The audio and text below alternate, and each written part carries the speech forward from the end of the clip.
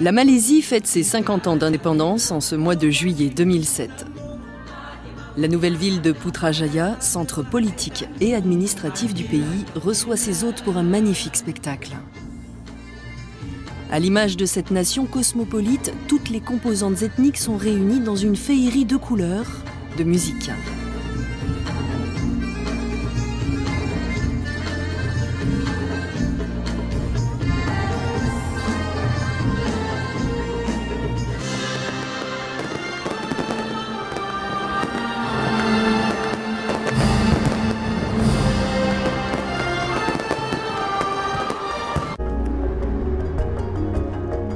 Rejoindre Penang depuis la capitale Kuala Lumpur par l'autoroute est chose facile.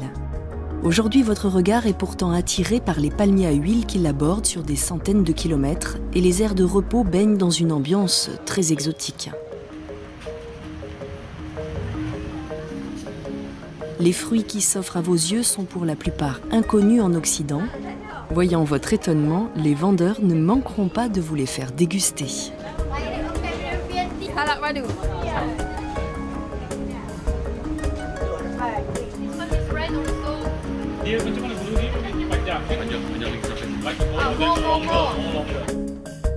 Il est étonnant celui-là, non? Il s'appelle le pitaya ou pitahaya. Ce mot vient de la langue des Indiens taïnos qui veut dire fruit écailleux. Encore plus surprenant, c'est le fruit d'un cactus épiphyte originaire d'Amérique centrale. Les colons français l'importent au Vietnam au début du 19e siècle. Initialement, les fruits étaient réservés à la famille royale, puis à la bourgeoisie locale. Sa végétation aux allures de vigne vierge oblige à le contenir dans des tubes de béton. Sa fleur est appelée reine de la nuit. Elle ressemble à la gerbe de feu qui sort de la bouche d'un dragon, d'où le nom en Asie de fruit du dragon. Il mûrira entouré de papier car les oiseaux et les insectes le convoitent tellement qu'ils le dévoreraient avant vous.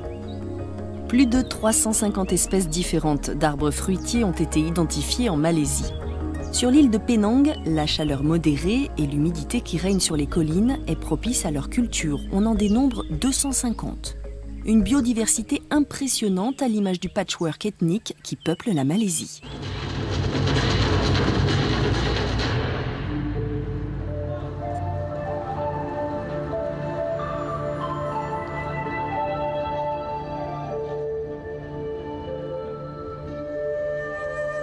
Pour fêter l'indépendance, le choix des groupes invités est un symbole fort du gouvernement. Dans un tourbillon de couleurs et de musique se mêlent malais, chinois, indiens et orang asli.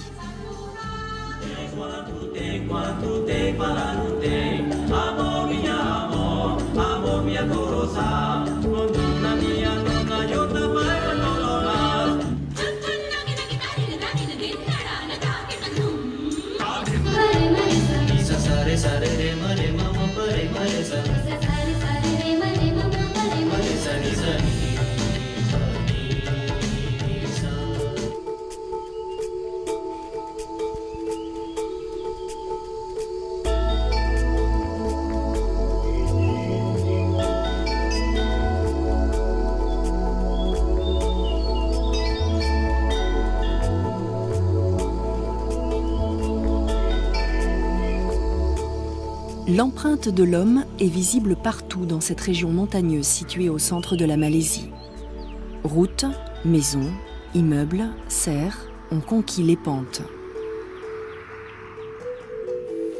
Ce territoire n'a pas toujours été aussi accueillant.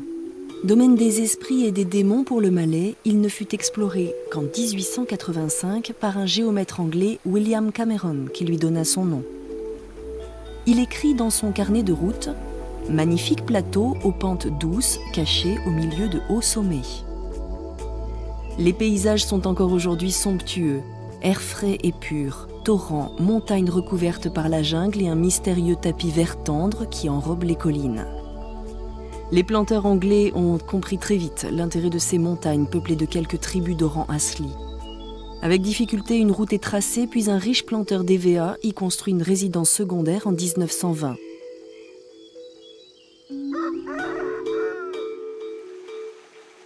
La station climatique des Cameron Highlands vient de naître au charme très british.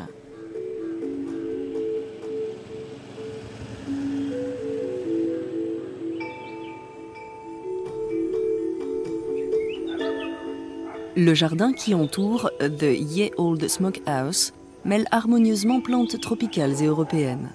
Les mixed borders, ces massifs typiquement anglais, marient hortensias et fougères arborescentes.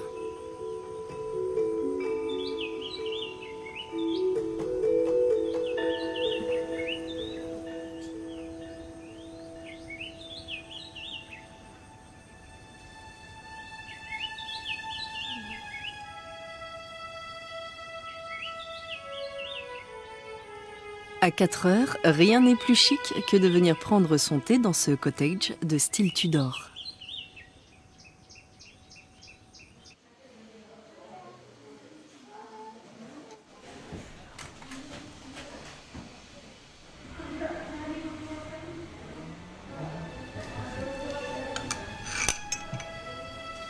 En accompagnement, une pâtisserie, des scones, un délice que semblent apprécier nos deux guides.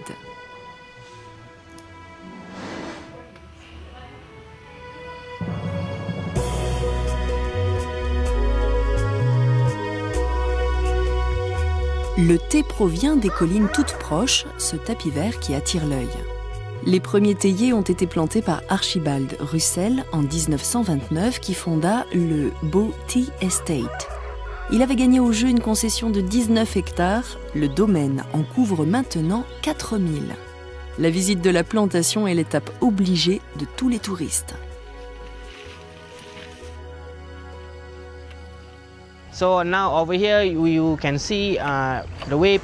Depuis sa création, on y cultive du thé. On le récolte à la main ou à la machine. Vous pouvez aussi visiter l'usine où on traite la feuille de thé jusqu'au produit fini. Il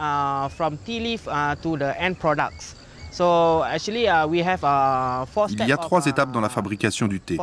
Fragmentation, roulage et conditionnement. Rolling, we have sorting and also packaging. Usually we cut the tea, Il faut 3 mois d'intervalle entre chaque récolte de thé. Cela assure une meilleure qualité.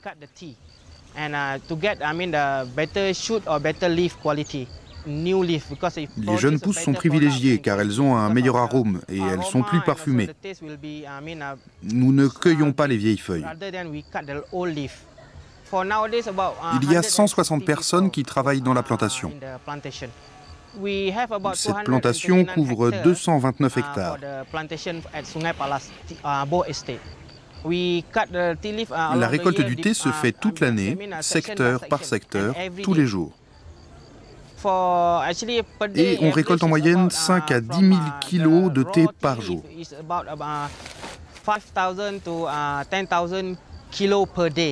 La majeure partie de notre production est destinée au marché malais, mais on exporte aussi un peu au Japon et en Asie de l'Est et du Sud.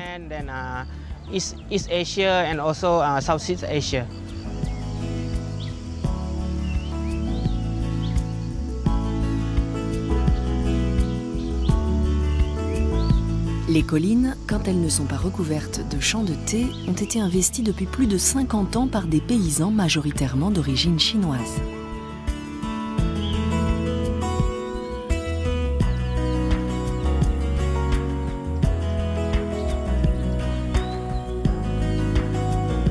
En Malaisie, manger exotique, c'est offrir des fruits et des légumes qui poussent habituellement aux antipodes. Choux-fleurs, poireaux, tomates, laitues et fraises.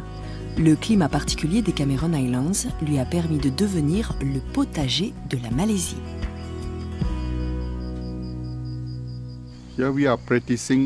Ici, nous sommes sur un site des cultures biologiques.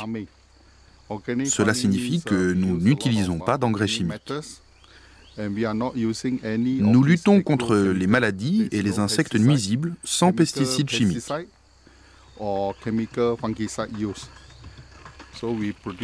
Nous utilisons notre propre engrais organique. Et on se rend compte que les légumes qu'on produit ont meilleur goût et un meilleur arôme, et sont plus sucrés car ils contiennent plus d'acides aminés.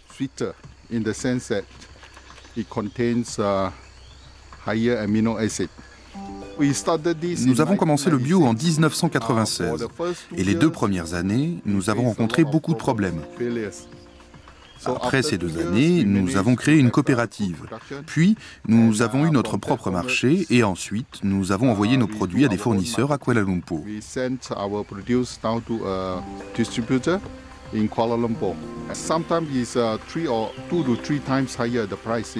Souvent, le prix des légumes bio est 2 à 3 fois supérieur à celui des autres, car il n'est pas facile de les faire pousser.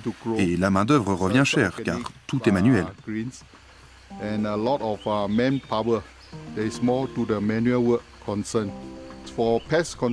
Contre les maladies des plantes et les insectes nuisibles, nous utilisons certaines méthodes, comme les phéromones. On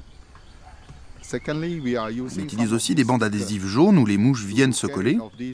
On installe aussi d'autres insectes qui seront les prédateurs des nuisibles. Et enfin, nous mettons des substances répulsives.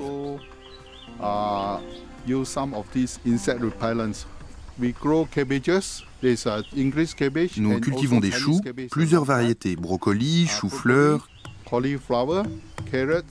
et aussi des carottes, laitues et parfois des haricots verts.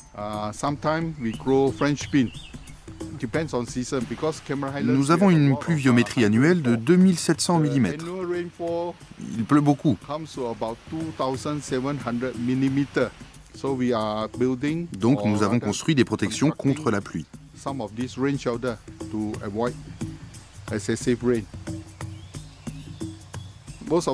La plupart des légumes sont servis et appréciés dans nos restaurants Steamboat.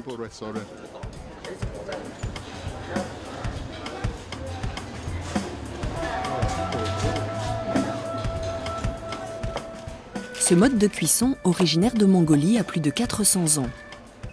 Le principe est simple. Chacun fait cuire ses légumes et sa viande dans un bouillon chauffé au charbon de bois. Hot pot, pot chaud, est son nom dans toute la Chine, sauf à Canton, où il prit celui de steamboat. Certainement par analogie avec le profil des bateaux à vapeur qui accostaient dans ce port au siècle dernier.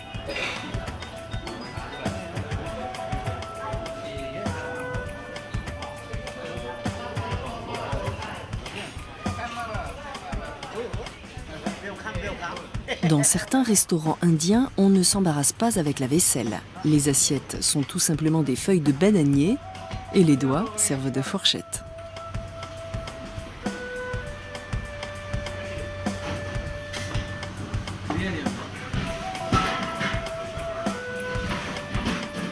En Asie, la tradition est souvent de terminer le repas avec une tranche de pastèque ou de melon. C'est quoi ça, Valérie? Ah, ça, c'est le jackfruit. Jackfruit. Very good jackfruit. En Malaisie, faites travailler vos papilles en dégustant tous les fruits inconnus qui s'offrent à vous. Mangoustan, ramboutan, corosol, carambole, goyave, mangue et durian au parfum si particulier. Come, try. Should try one of it at least one time. Voici le roi des fruits malais. Il sent le paradis. Okay, come give a try. Goûtez-les, nous adorons ce fruit à cause de son odeur. Et la saison vient juste de commencer. Alors, on en mange autant qu'on peut.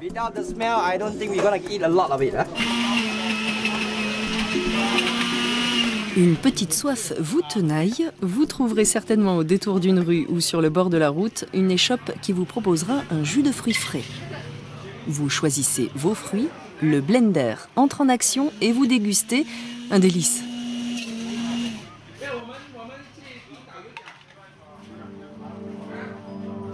Tous les producteurs ne sont pas encore convertis à la culture biologique, mais la tendance va dans ce sens. Les sols n'étant pas tous favorables, la latérite rouge et les rochers à fleurs, certains ont développé des techniques très sophistiquées comme la culture hors sol. À Strawberry Farm, on cultive bien sûr des fraises. Toute l'année, les gourmands peuvent venir se régaler, acheter des confitures, des barquettes de fruits rouges, savourer des jus, des glaces, des bonbons, des gâteaux aux fraises.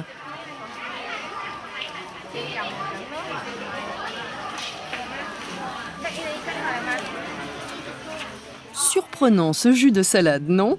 Feuilles de chêne rouge ou blondes, laitue, scarole poussent à 1 mètre du sol. Un système d'alimentation en eau additionné d'engrais bio assure une croissance rapide. Il ne faut que 40 jours pour passer de la graine à la salade. Salad 3, 5 ringgit, 7, 10 ringgit. 3 for 5 ringgit, 7 for 10 ringgit. All can mix. Le marché de nuit, une tradition en Asie. On y trouve évidemment les productions de fruits et de légumes de la région. Les touristes n'oublient pas de venir remplir leurs coffres avant de regagner la capitale. Mais l'intérêt est plus large. On y vient aussi pour l'ambiance de fête. On grignote des beignets, des fruits, on achète des vêtements, des montres, des gadgets, on y joue. Le marché de nuit, c'est un centre commercial, mais en plein air, parfois sous la pluie, mais toujours dans la bonne humeur et la convivialité. Des millions de taches colorées, un autre marché aux fleurs celui-là. Le climat tempéré des Cameron Highlands, un minimum de 9 degrés et un maximum qui dépasse rarement 25 degrés, permet de cultiver les mêmes fleurs que dans nos jardins, essentiellement des chrysanthèmes. Cette activité génère un chiffre d'affaires supérieur à 65 millions d'euros, dont environ 75% à l'exportation.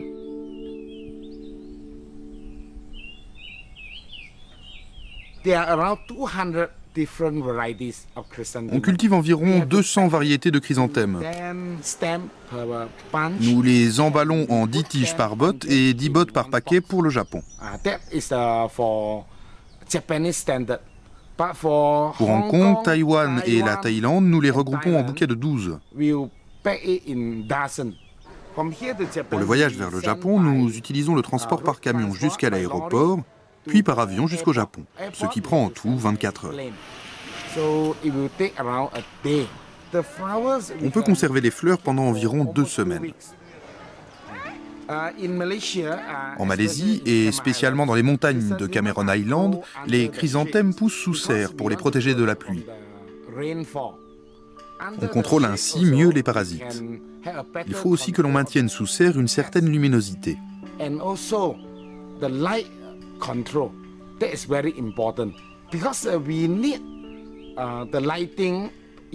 C'est très important parce que de la luminosité dépend la taille de la fleur.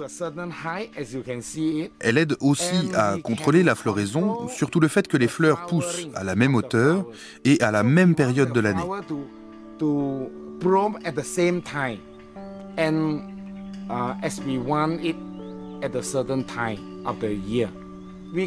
Nous produisons toute l'année. Les chrysanthèmes poussent bien ici car les jours et les nuits sont égaux toute l'année. Ce point est très important et ici on peut contrôler cette durée très bien. Pour la multiplication, nous ne plantons pas de graines. Nous utilisons une bouture de la plante. Dans 1 hectare, il y a 154 000 plantes. Le tapis vert qui couvre les collines des Cameron Highlands a pour nom Camellia sinensis. Et oui, des théiers. Ils sont de la même famille que les camélias dont vous appréciez sûrement la beauté et le parfum. C'est la passion de Tan Chin Pat.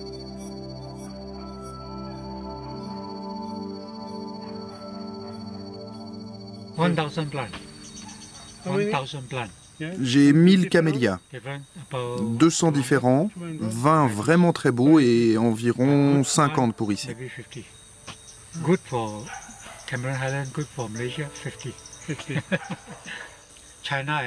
Les camélias sont originaires de Chine, du Japon et un peu de Corée. J'ai un jardin et ici c'est bon pour les camélias.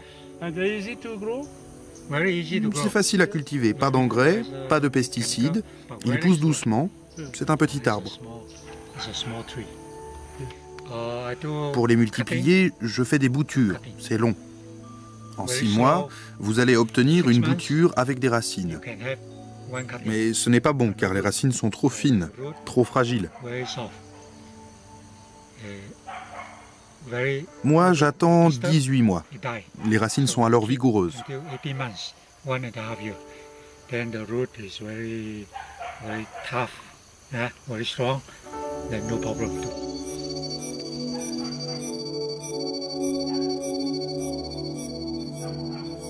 Vous voulez multiplier des anthuriums? C'est très facile. À maturité, la tige se boursoufle, des graines apparaissent, il ne reste plus qu'à les récupérer, les semer et puis attendre. C'est un bébé anthurium. 6 mois? Ouais. 6 mois. Dans un an, il aura 4 feuilles. Il grandira et 4 ans plus tard, vous aurez peut-être des fleurs.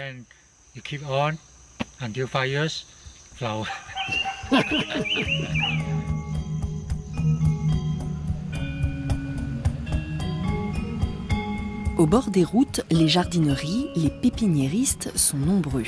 Les voitures doivent être très chargées car les touristes achètent par centaines plantes vertes, cactus, fleurs, arbustes et autres végétaux.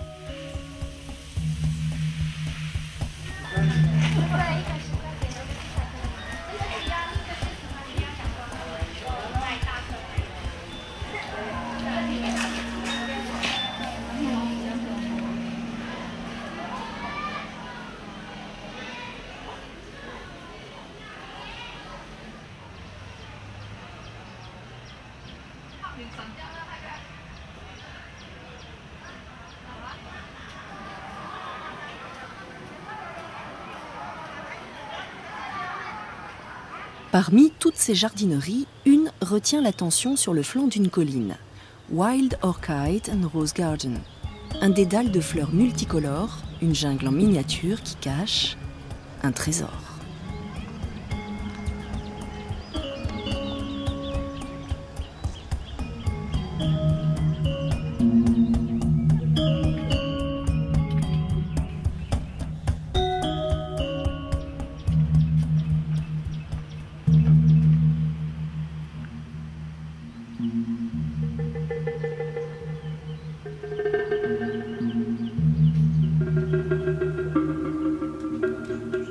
La vraie difficulté, résister à l'envie de tout acheter. Mais je suis certaine que vous allez craquer en voyant cette collection unique de plantes carnivores des Nepenthes. D'où viennent-elles? De la jungle. Des Cameron Highlands.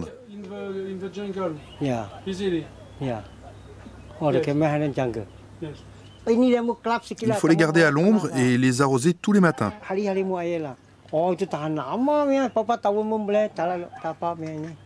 Si vous prenez soin d'eux, vous les garderez très longtemps. Dans les montagnes, on trouve beaucoup d'espèces différentes. Je n'utilise pas d'engrais chimiques. La plante est naturellement fertilisée par les insectes qui tombent dans le piège.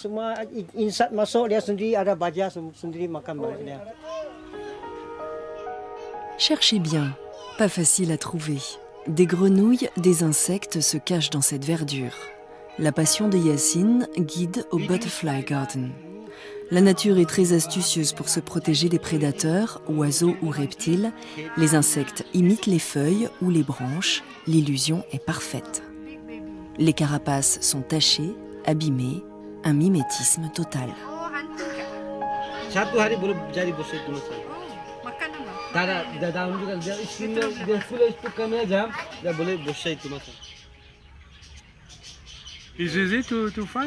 Oui, c'est très facile. Il suffit d'aller dans la jungle. Yacine se procure ses pensionnaires dans les campagnes. Des filets suspendus aux arbres gardent captifs les insectes. Le campang, c'est le village des Orang Asli, 2 mots qui signifient personne et sol. Ils affirment ainsi leur parfaite communion avec la nature. Ils pratiquent la chasse à l'aide de longues sarbacanes et de flèches empoisonnées, ainsi qu'une agriculture de subsistance.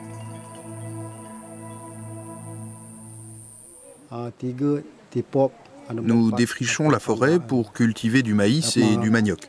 Et nous y allons aussi pour récolter des racines. La presque totalité de notre production est pour nous. Nous n'allons pas la vendre en ville car ce n'est pas facile, c'est loin.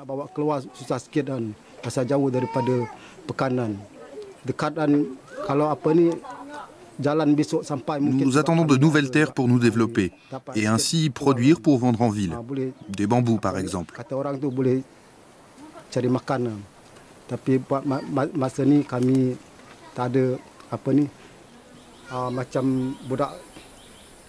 Il y a une école primaire pour les enfants de 6 à 12 ans au campement. Ensuite, pour l'école secondaire, les élèves sont en pension à Ringlet pour les filles et à Tana pour les garçons. Toutes les semaines, ils reviennent et ceux qui ont de bons résultats vont ensuite à l'université.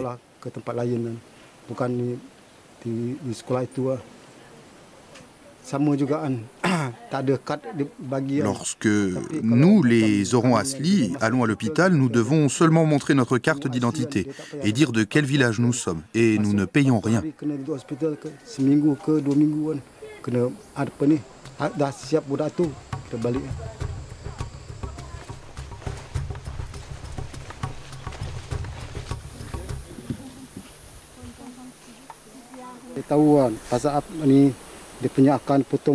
Je ne connais pas le nom de cette plante, mais vous prenez un petit morceau de racine et vous le faites bouillir.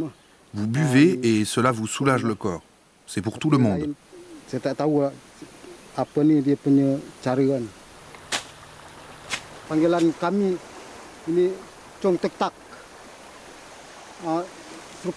Cette racine a pour nom local transpectale. On l'utilise de la même façon, on fait bouillir et on boit.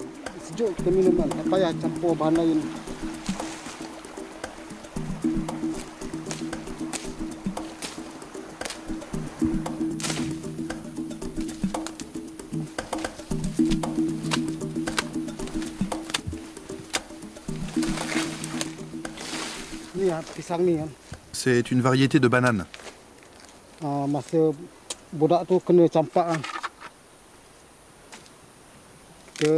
Vous pressez la tige pour extraire le jus. Vous mettez dans un pot avec de l'eau chaude durant une demi-heure et vous vous badigeonnez le corps avec la mixture pour soigner la variole.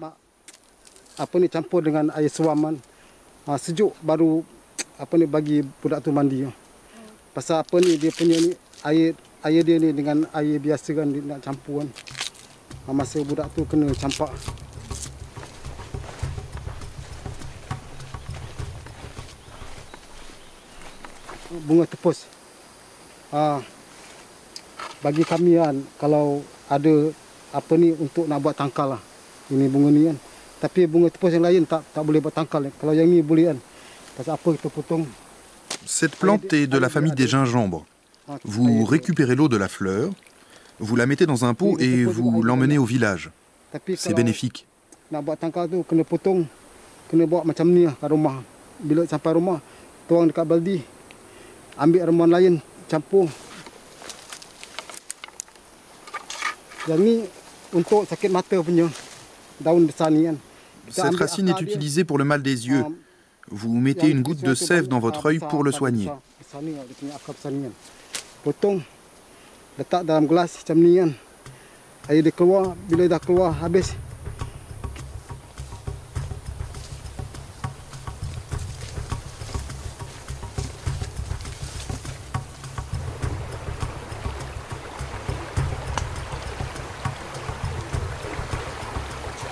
La vie semble paisible au Kampung, loin de l'agitation des villes. Espérons que le développement touristique dans les Cameron Highlands ne sera pas, pour les Orang Asli, synonyme de perte de leur identité et de leur tradition.